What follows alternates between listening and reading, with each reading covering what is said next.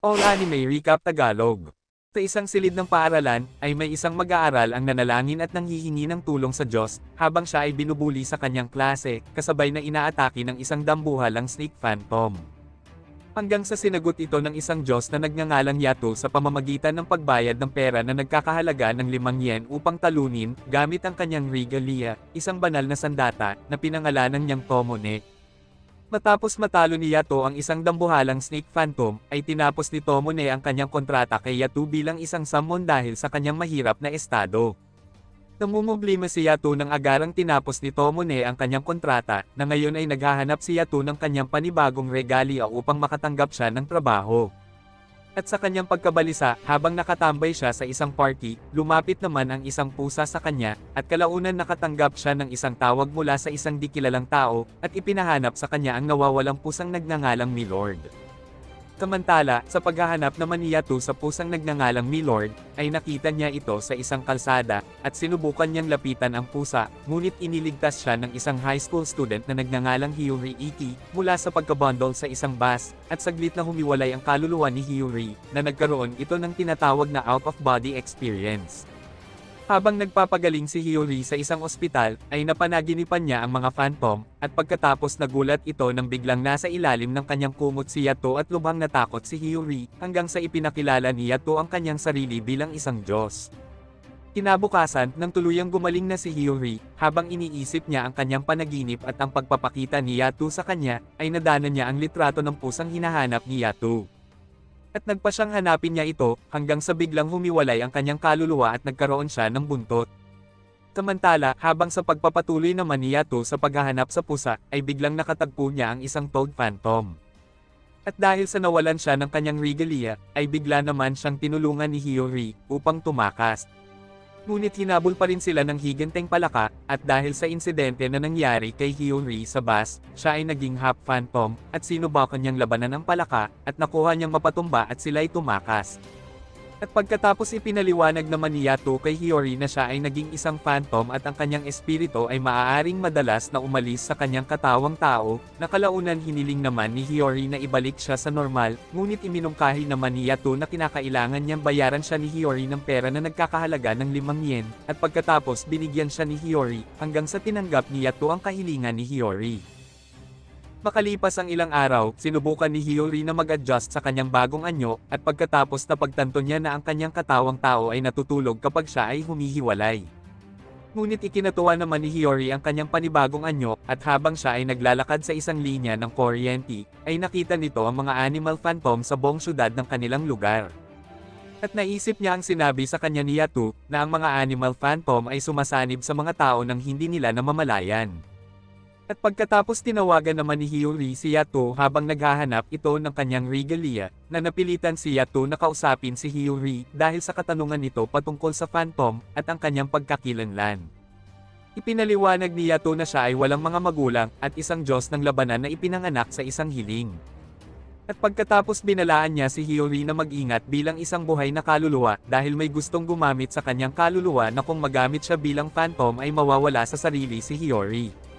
Ngunit nakiusap sa kanya si Hiyori na ibalik siya sa dati, ngunit sinabi ni Yato na hindi niya matutulungan si Hiyori hanggat hindi siya makakahanap ng kanyang panibagong regalia. Nagtanong si Hiyori tungkol sa regalia, na ipinaliwanag ni Yato na isa itong sandata ng mga Diyos at isang taong spirito. At kalaunan, napagtanto ni Hiyori na maghanap siya ng kanyang bagong regalia para sa kanya, sa pag-aakalang maaari itong maging phantom. At pagkatapos kinausap ni Hiyori ang mga animal phantom, at dahil sa maling akala na isang itong regalia ang isang crab phantom, ay tinawagan ni Hiyori si Yato, ngunit hinabol sila nito. At dahil sa napakalakas ng crab phantom ay napilitan si Yato na hatakin ang buntot ni Hiyori upang wag itong umatake, na nagkaroon siya ng blight mula sa phantom, isang sugat na maaaring kumalat kapag hindi magamot. At pagkatapos ipinaliwanag ni Yato na ang buntot ni Hiyori ay ang kanyang lifeline sa kanyang pisikal na anyo, na kung maputol ito ay mamamatay siya. Matapos makita ang isang hindi napinsalang inosenteng espiritu, ay tinanggap ito ni Yato bilang kanyang panibagong regalia na isang espada at ginamit ito upang talunin ang phantom, at pagkatapos binigyan ni Yato ang kanyang panibagong regalia ng pangalang Yukine, na bumalik bilang isang binatilyo kapag binanggit ang kanyang pangalan. Sinisikap ni Yukine na umangkop sa buhay kasama si Yato bilang kanyang Panginoon, at ibinunyag ni Yato na sila ni Yukine ay may iisang isip at katawan. At pagkatapos ipinatawag naman sila ni Tengen, ang Diyos ng pag-aaral, na nagutos kay Yato na sirain ang isang hand phantom sa isang riles ng tren na kumokontrol sa pagpapakamatay ng mga tao sa pamamagitan ng pagpapasagasa. Nakikiusap si Hiyori kay Yato na aksyonan ang mga nangyayaring ito, ngunit tumanggi naman si Yato dahil hindi na niya ito matutulungan at hindi na maaring gawin niyang itong isang regalia kapag na-process na ito ng mga animal phantom. Ngunit biglang sumugod si Hiyori sa station ng tren at sinugod ang mga phantom, hanggang sa itinulak si Hiyori ng mga ito sa riles ng tren na nakagapos habang papalapit ang tren. Ngunit biglang dumating naman si Yato at iniligtas si Hiyori. At pagkatapos sa isang tawiran naman, ay may isang mag-aaral ang kinokontrol ng Phantom Hand at ninais nitong magpakamatay sa pamamagitan ng pagpapasagasa, habang papalapit ang tren na sinasakyan ni Yato at Hiyori. Ngunit agad na winasak ni Yato ang Hand Phantom bago pa magpakamatay ang isang mag-aaral. Bagamat nagalit si Hiyori na hinamak ni Yato ang mga gustong magpakamatay, ay napagtanto niya na ang dahilan ng galit ni Yato na hindi pinahahalagahan ng mga tao ang simpleng pagpapala ng pagiging buhay, na ayaw ni Yato magpakamatay sa harap ni Yukine o anumang regalia, dahil sila ang mga espiritu ng mga patay na tao na gustong mabuhay. Pagkalipas naman ng ilang araw ay dinala ni Yato sina Hiyori at Yukine sa isang tindahan upang ipakilala sa kanyang kapwa-Diyos na nagngangalang Kofuko at ang kanyang regalia na pinangalanang Daikopo. At pagkatapos ay biglang ipinatawag naman si Yato sa isang trabaho para sa pagligtas niya sa isang lalaking manggagawa ng opisina na magpapakamatay sana at nagngangalang Yusuke sa itaas ng bubong ng isang gusali dahil sa problema sa kasawian matapos na umibig ito sa isang babae. Labis niyang minahal at gusto sana niyang pakasalan, ngunit nang tanungin ni Yato kung nasaan ang larawan ng babae, ay nagulat sila nang makita nila na ang babae ay si Kofuko, na ipinahayag ito bilang isang Diyos ng kahirapan. At pagkatapos ginamit ni Yato si Yukine para putulin ang relasyon ni Yusuke kay Kofuko at mailigtas siya sa gayuman ni Kofuko. At kalaunan, nalaman naman ni Hiyori ang nakaraan ni Yato mula kay Kofuko na si Yato ay isang Diyos ng kapahamakan, na may mga tao itong pinatay sa kanyang nakaraan, at kung naisin lamang ito ng mga tao upang hindi siya makalimutan ang wika naman ni Daikopo. At pagkatapos nalaman ni Yato na pinag-usapan ni Kofuko at Hiyori ang kanyang nakaraan at binalaan ni Yato si Hiyori na kung ano ang mangyayari sa kanya, ay maaari raw itong lumapit kina Kofuko at Daikopo. Samantala, sa isang lawa, ay nakatagpo naman ni Yato, Yukine at Hiyori, ang misteryosong babae na nagngangalang Nora, na isang dating regalia ni Yato. At pagkatapos tinuruan naman ni Yato si Yukine na matuto na gumuhit ng borderline para sa isang barrier laban sa mga phantom. At kalaunan, nagtatalo sina Yato at Hiyori, kung sino ang dapat mangangalaga kay Yukine, dahil hindi naalagaan ni Yato si Yukine ng maayos, hanggang sa nanalo si Hiyori at dinala nito si Yukine sa kanyang bahay. At sa bahay naman ni Hiyori ay pinatuloy ni Hiyori si Yukine sa kwarto ng kanyang kapatid na lalaki. At dahil wala ang kanyang mga magulang ay may binabalak si Hiyori na plano, ngunit nagulat siya nang biglang dumating ang kanyang mga magulang kasama si Yato na naudlot ang kanyang mga plano, at pagkatapos inihayag naman ni Yato kay Hiyori na si Yukine ay may takot sa dilim. Samantala, habang natutulog naman si Hiyori sa kanyang kwarto, ay pumasok si Yukine at nakiusap kay Hiyori na hindi siya nakakatulog, hanggang sa niyaya ni Hiyori na samahan siyang matulog. Ngunit hindi makatulog si Yukine, dahil sa nakita niya ang biyak ng bulkan ni Hiyori, at naisip niyang takpan ito. Ngunit biglang dumating si Yato at pinagsibihan si Yukine, na hindi pa raw ito maaring gumamit ng babae, ngunit nagalit si Yukine. Samantala, inatake ng di kilalang babaeng Diyos na gumagamit ng baril ang mga phantom at hinahanap nito si Yato. Kinabukasan, sinaway naman ni Hiyori si Yukine sa isang tindahan ng skateboard matapos na sinubukan nitong gamitin ng walang bayad, ngunit nagtampo si Yukine at bigla itong umalis. Ipinaliwanag ni Yato kay Hiyori na ang regaliyang tulad ni Yukine ay maaaring makadama ng sakit at isang makasalanan, ngunit hindi ito nauukol sa mga Diyos dahil sila ay makapangyarihan sa lahat. Samantala, habang sa patuloy na pagtatampo ni Yukine, ay nakatagpo niya ang isang espiritu ng batang babae na namatay sa isang aksidente sa trapiko habang hinigintay nito ang kanyang magulang. Ngunit biglang dumating ang mga spirit phantom at pilit na kunin ang batang babae. Bagamat sinisikap ni Yukine na protektahan niya ang batang babae, ay bigla itong sinapian ng isang Yeti phantom na napilitan sina Yato at Yukine na patayin ito na kahit labag ito sa kalooban ni Yukine. Kinabukasan, takot na takot si Yukine nang makita at maramdaman ang isang phantom sa hinandang almusal ni Hiyori at muling bumalik sa pamilihan ng skateboard, at patuloy niyang iniisip ang pagpatay nila ni Yato sa batang babae. At nagagalit siya sa kanyang sarili bilang isang regalia ni Yato na pisikal din na nakakaapekto kay Yato na naging sanhi ng pagsisipa ni Yukine ng stante ng skateboard dahil ang mga Diyos ay konektado sa kanilang regalia.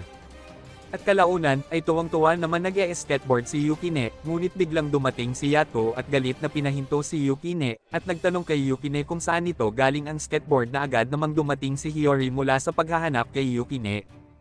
At sa pagdating naman ni Hiyori ay nagtanong si Yato kung talaga bang ibinigay ni Hiyori ang skateboard na ikinagulat naman ni Hiyori nang makita niya ang skateboard, at nagsinungaling na siya ang nagbigay. At pagkatapos ay nakadama si Yato ng kakaiba at biglang dumating ang isang makapangyarihang Diyos na may maraming regalia na nagngangalang Bishamon, at inatake sila nito. At dahil sa napakalakas ng Diyos na ito, ay naisipan ni Yato na tumakas, at ipinaliwanag naman ni Yato kay Yukine na nagtataglay si Bishamon ng 3 regalia. At nais nitong maghiganti kay Yato, dahil pinatay noon ni Yato ang dati nitong regalia na ikinagalit naman ni Yukine. Nanghingi ng tulong si Hiyori kay Kofoko at ibinalita nito na inatake si Yato ng nagngangalang Bishamon, ngunit iminungkahi ni Daikuko na hindi sila mangingialam sa laban ni Yato at Bishamon dahil ang pakay ni Bishamon ay maghiganti kay Yato. Ngunit nagmakaawa naman si Hiyori hanggang sa nakumbinsi nito si Kofoko at Daikuko. Samantala, habang nagtatalo sina Yukine at Yato patungkol sa pagpatay ni Yato sa regalia ni Bishamon, ay muling namang nakaramdam ng sakit si Yato sa kanyang batok na inakala niyang si Yukine ang may gawa. Hanggang sa nahanap sila ni Bishamon, at muling nagharap sina Bishamon at Yato. Ngunit biglang dumating naman sina Kofoko upang pahintuin ang labanan, na ginamit ni Kofoko ang kanyang napakalakas na Daikuko at nagbukas ng vent para palabasin ang maraming phantom bilang isang distraction, ngunit nagawa ni Bishamon na atakihin si Yato ng kanyang regalia, ngunit iniligtas si Yato ng kanyang dating regalia na si Nora, hanggang sa nagpa siya ang regalia ni Bishamon na umatras, at nagbabalang babalikan niya si Yato upang patayin. Pagkatapos ng pag-atake ni Bishamon, ay nalungkot siya sa kanyang kabiguan na mapatay niya si Yato, at nagpa siyang uunahing iligpit si Kofoko kasama ang kanyang napakaraming regalia. Samantala, tumungo si Yukine sa dambana, upang humingi ng tulong sa isang pari nagngangalang Tengen, at iminungkahi nito ang kanyang hinanaing na gusto na niyang iwan si Yato, na hindi na sa kanya mahalaga at galit na galit sa kanyang kalagayan. At pagkatapos ay tumungo naman si Hiyori sa paring si Tengen at nagtanong patungkol sa regaliang nagngangalang Nora. At ipinaliwanag naman ni Tengen kay Hiyori na ang regaliang tumalikod sa kanilang Diyos at maglilingkod sa ibang mga Diyos ay tatawagan niyang Nora. Sa dambana, habang ginagamot ni Yato ang kanyang sugat, ay kinukumbinsi naman siya ng kanyang dating regalia na gamitin siya upang lumakas. Kinabukasan, habang nagmuni-muni si Hiyori ay nakita niya si Bishamon kasama ang kanyang mga regalia, upang maghanap ng mga phantom, na ikinagulat naman ni Hiyori nang biglang nasa harapan niya si Kazuma, na alam nito ang kakayahan ni Hiyori. At pagkatapos nakiusap si Kazuma kay Hiyori na tulungan niya si Yato at dapat na iwan ang kanyang regalia, dahil ang sakit na nasa batok ni Yato, ay maaring kumalat ito sa buong katawan at magiging sanhi ng pagkamatay ni Yato na ito ay kagagawan ni Yukine. At kalaunan, habang nasa trabaho si Yato sa isang convenience store, kasama si Yukine, ay naiinip si Yukine, habang hinihintay niya na matapos ang trabaho ni Yato. Doon ay dumating naman sina Kofoko, Daikuko at Hiyori, at muling nakaramdam si Yato sa kanyang batok at napansin ang pagkawala ng pera sa kaha na biglang umalis si Yukine matapos mahuli na nagnanakaw ng charity money ni Yato at ng iba pa. At pagkatapos sinundan naman ni Yato at Hiyori si Yukine, at dahil sa sinabi ni Kazuma kay Hiyori, ay nakiusap si Hiyori kay Yato na ituring nito si Yukine bilang isang tao sa halip na isang kasangkapan lamang. Matagpuan ni Yato at Hiyori si Yukine, na kinakausap ng dating regalia ni Yato at pinipilit si Yato na gamitin siya, hanggang sa ginamit ni Yato si Yukine matapos na magpalabas si Nora ng isang moth phantom, at upang matalo ang phantom ay ibinuhos ni Yato sa kanyang espada ang tubig na nagpapagaling sa kanyang sugat upang matalo ang moth phantom. Sa patuloy na pag-iisip ni Hiyori sa sinabi sa kanya ni Kazuma patungkol sa panganib na dala ni Yukine kay Yato, ay napadpad si Yato sa banyo kung saan naghuhugas ng kamay si Hiyori. At para sana sa isang trabaho upang maglinis ng banyo. Naikinagalit naman ito ni Hiyori, at pagkatapos nakita nila ang isang estudyanteng nagngangalang Manabo na nagtatago sa isang silid ng banyo na naiinis sa kanyang kapwa mag-aaral dahil binubuli siya ng mga estudyante at isa pang estudyante. Hanggang sa naikumpara ito ni Yato sa kay Yukine na magkatulad sila ng kalagayan, na ikinagalit naman ito ni Yukine. At pagkatapos, ay naiinis si Yukine sa kanyang sarili, sa katotohanang hindi siya maaaring magkaroon ng mga kaibigan o makaranas man lang ng buhay bilang isang high school student na parang buhay na tao. Habang sa isang silid naman, ay hinihimok si Manabo ng isang shadow phantom na may layuning pumatay. Samantala, nakarating si Bishamon sa tahanan ni Kofoko at Daikoko, na hinahanap ang lokasyon ng lagusan ng mga phantom, at umaasang hindi siya tinatridor ni Kofoko na magbukas ng lagusan noon para ilayo si Bishamon kay Yato, na wala namang pakialam si Kofoko kung ano man ang mangyari kay Yato at umalis si Bishamon. Nadatnan ni Hiyori si Yato na natutulog sa isang kama na iniisip ang paglaganap ng blight sa katawan ni Yato, at nagtanong kung nakita na ba nito si Yukine. Samantala, hinarap ni Manabo si Hashimoto gamit ang isang pocket knife na ibinigay sa kanya ni Yato, na napaiyak sa takot si Hashimoto, na nagtagumpay si Manabo na hindi siya makontrol ng Shadow Phantom, na iniligtas niya ang kanyang sangkatauhan. Habang si Yukine ay patuloy sa kanyang pagdadalamati at sa kanyang galit, ay pinagbabasag niya ang mga bintana ng paaralan, na nagdudulot ito ng paglala ng blight sa katawan ni Yato dahil sa immoral na pagkilos ni Yukine na maaring ikasawi ito ni Yato. Sa kabila ng pagiging kontaminado ng blight sa katawan ni Yato, at mahawakan ni Hiyori ang blight ay dinala ni Hiyori si Yato kina Kofoko at Daikoko, na nagmakaawang humihingi ng tulong. Ngunit ay narangan sila ni Daikoko gamit ang isang borderline upang hindi sina Hiyori makalapit. Dahil sa awa ni Daikoko kay Hiyori, ay pinapasok niya si Hiyori at inutosan si Kofoko na linisin ang mga blight na nasa buong katawan ni Hiyori habang sina Yato at Yukine ay naiwan sa labas ng borderline. Na ang tanging paraan lamang para iligtas si Yato sa kamatayan, ay sa pamamagitan ng pagtanggap ni Yukine ng isang parusa sa pamamagitan ng isang ritual, na nangangailangan ng 3 regalia. At pagkatapos nagpasya si Daikoko na pumunta sa templo upang manghingi ng tulong sa paring si Tengen. Ngunit tumanggi naman ang mga regalia ng paring si Tengen, na tanging si Mayo lang ang pumayag, na magpagamit para sa isang ritual na gagawin kay Yukine na ito ay ang dating regalia ni Yato na nagngangalan noon na Tomone. Namumroblema ngayon sina Daikoko at Kofoko dahil kinakailangan pa nila ng isang pang-regalia, ngunit nagpasya si Hiyori na humingi ng tulong mula kay Kazuma. At pagkatapos ng makarating naman si Kazuma sa bahay ni Kofoko at Daikoko, ay pinapaamin nito si Yukine kung anong kasalanan ang kanyang nagawa, na pinapahubad ang kanyang damit hanggang sa natuklasan nila ang napakaraming phantom na nasa katawan ni Yukine. At pagkatapos isinagawa naman ng 3 regalia ang isang ritual at pinilit nila si Yukine na tiisin ang sakit hanggang sa magsisi siya at magtapat ng kanyang mga kasalanan. Ngunit nagmatigas pa rin si Yukine at patuloy na tumatanggi, na nagsimula siyang maging isang bat phantom. Sa pagpapatuloy ng pagpupumiglas ni Yukine ay nakiusap naman sa kanya si Hiyori na itigil na nito ang pagpapasakit kay Yato kung hindi ay mapapatay nito ang kanilang pagkakaibigan, hanggang sa tinawag siya ni Yato. At pagkatapos narinig ni Yukine ang buses ni Yato, at bumalik sa normal ang kanyang pag-iisip at nagmakaawang humihingi ng patawad kay Yato, at bumalik sa dati ang kanyang katawan na nagpapahintulot na naging matagumpay ang isinagawang ritual, at kalaunan nagpasalamat sina Yato at Yukine kay Hiyori sa pagligtas ng kanilang buhay. At pagkatapos ng pangyayari kay Yukine ay tumanggap si Yukine ng isang part-time na trabaho sa food stand ni Daikoko para tumulong at mabayaran niya ang kanyang ninakaw.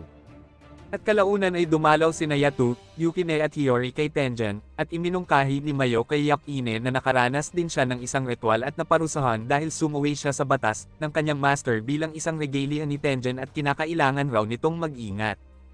Pinagsabihan ni Tengen si Yato na putulin na niya ang kanyang relasyon kay Hiyori para maibalik na ito sa normal, na ikinagalit naman ni Yato. At pagkatapos ay gustong gamitin ni Yukine ang mga lumang aklat aralin ni Hiyori para matuto siya tulad ng isang normal na estudyante. Inimbitahan si Hiyori sa isang pagdiriwang ng bagong taon na nakasalubong nito si Rabo at binalak nila na gamitin si Hiyori. At pagkatapos biglang napansin ni Hiyori ang isang Peking Yato na naglalakad sa festival at dali-daling sinundan. Samantala, sina Yato at Yukine naman ay inatake ng isang Scorpion Phantoms na ipinadala ni Rabo upang subukan ang lakas ni Yato. Habang si Hiyori naman ay inatake rin ng mga Wolf Phantoms mula kay Nora, ngunit nawala ang mga Wolf Phantom nang biglang sumikat ang araw na sinasabi ni Nora sa kanya na gustong patayin ni Rabo si Yato. Samantala, natalo ni Yato ang mga Scorpion Phantom nang walang kahirap-hirap na ikinagalit naman ni Rabo. Nang makatagpo ni Yato at Yukine si Hiyori, ay nagulat sila nang makitang hindi na sila naaalala ni Hiyori. Dahil sa nawala ang mga alaala ni Hiyori na makilala si Yato, ay gulong-gulo si Yato kung bakit hindi na siya maalala ni Hiyori at sinubukan ni Yato at Yukine na humanap ng mga paraan para maibalik ang alaala ni Hiyori. At sa isang pagkakataon, nagpakita sa kanila si Nora at inihayag nito na ninakaw niya ang mga alaala ni Hiyori kay Yato, gamit ang isang anyo ng hiyas. At pagkatapos biglang lumabas si Rabo at biglang umatake kasama si Nora bilang kanyang regalia.